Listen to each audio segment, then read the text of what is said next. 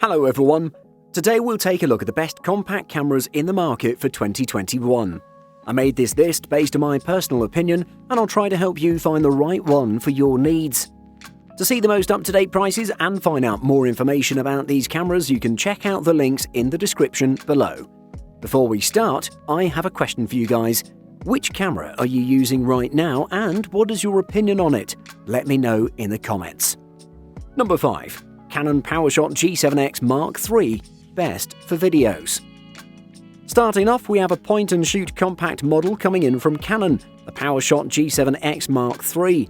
This camera has been one of the most prominent cameras with vloggers and videographers, and it can take some great photographs without much of a hassle. The PowerShot G7X Mark III faces some strong competition from the likes of Sony and Panasonic, but with a longer than usual lens, great handling, and a whole suite of niceties for videographers, it succeeds in offering enough to warrant its place in a populated section of the market. This camera is packed with a 20-megapixel 1-inch stacked CMOS sensor that has a lens of the 24 to 100mm equivalent with an f1.8 to 2.8, which is pretty good at taking beautiful photographs. This camera has an ISO range that spans from 125 to 12,800 with an expansion setting up to 25,600. It has a nice autofocus performance that's rather responsive and is perfect for high-speed shooting, as this camera is capable of shooting 30 frames per second with fixed focus. The G7X Mark II was a compact and well-liked camera, one that presented a handful of key improvements over the previous G7 model, and the Canon PowerShot G7X Mark III improves things even further with stronger video specs, speed-related enhancements, and a handful of further tweaks. Number 4. Sony ZV-1, best for vlogging. Sony's ZV-1 is an attempt to fill the gap between what you can achieve with your smartphone and what you can do with a more expensive mirrorless camera. The Sony ZV-1 is a 20-megapixel compact camera geared towards vlogging. It has a new and novel directional microphone next to the flash hot shoe, and there's a fully articulating touchscreen display. The ZV-1 shoots in 4K up to 30p and Full HD up to 120p, and features a 24 to 70mm equivalent f1.8 to 2.8 lens. Although the Sony ZV-1 is designed specifically with vloggers in mind, it's quite capable as a conventional compact stills camera too. If you're a hybrid shooter who's interested in capturing both video and stills, but doesn't want to carry around two cameras, the ZV-1 has a lot to offer. Although the ZV-1 is designed specifically with vloggers in mind, it's quite capable as a conventional compact stills camera too. The ability to easily swap between shooting videos and stills is one of the greatest assets of the ZV-1, made easier if you're using the memory recall functions in the camera. Number 3. Panasonic Lumix ZS-200, best travel zoom camera. Lumix cameras and Leica DC lenses are favoured by camera enthusiasts because of their high performance and reliability. Along with its 15 times Leica DC Vario Elma lens, the Lumix ZS-200 offers Panasonic's 5-axis hybrid OIS Plus or Optical Image Stabilizer Plus to provide a versatile angle of view while suppressing handshake in both photo and video recording. For the ultimate marriage between high portability while keeping high image quality, the ZS-200 is currently the best around. Panasonic has kept the predecessor, the TZ-100, in the lineup, giving you two options depending on your budget. For the extra cash, the ZS-200 gives you greater flexibility with a 15 times optical zoom lens, a higher resolution electronic viewfinder, a slightly better screen which is touch sensitive but fixed in place, and an improved battery life. Scene modes and filter modes add creativity, while traditional aperture and shutter priority modes allow for background defocus or eliminating sports motion blur. For even more creative photography, the Lumix ZS-200 integrates a new L monochrome mode in photo style to create an impressive monochrome image with rich gradation like that of black and white film. Ergonomics have also been improved by the addition of a strip along the front of the camera to help you get a better grip on it.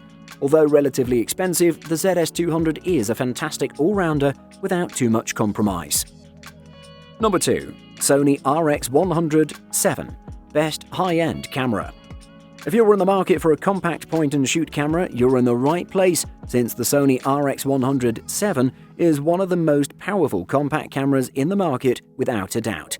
It's pretty fast in action, delivers tons of creative freedom, amazing autofocus performance, great build quality, aesthetical design, and a wide range of features that you'll fall in love with.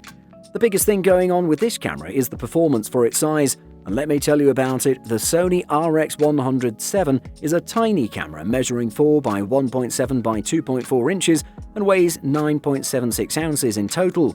However, with that compactness there are some disadvantages.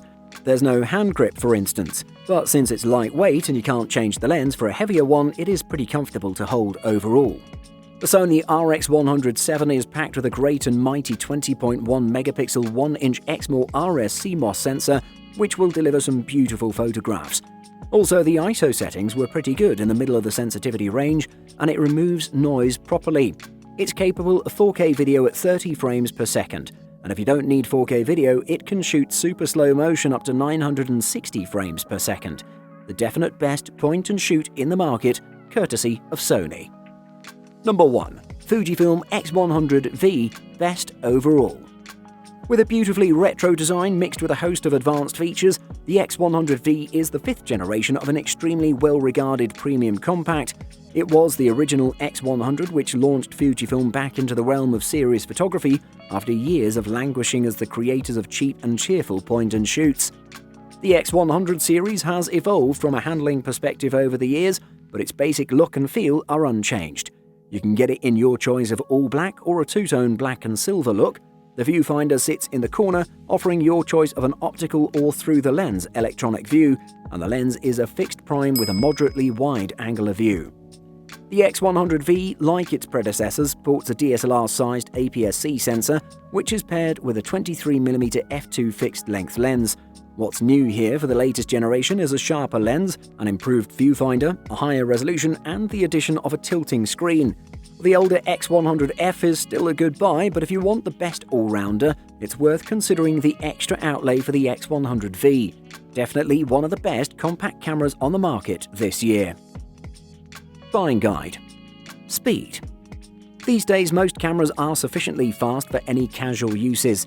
Interchangeable lens cameras, whether mirrorless or DSLR, typically offer better performance than compact cameras.